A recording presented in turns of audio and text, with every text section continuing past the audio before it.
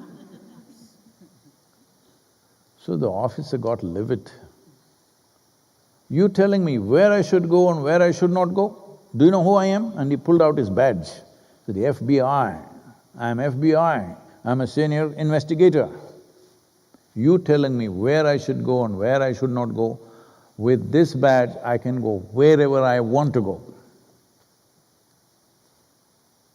The old-timer said, okay, I'm sorry, you can go wherever you want to go. Then after some time, he heard, the rancher heard wild, desperate cries. Then from the direction where that patch of land was, then he looked, then he saw the officer running crazies for his life with this super stud bull chasing him. Then the old man ran to the fence, stood on the fence pole, and he said, show him the badge, show him the badge.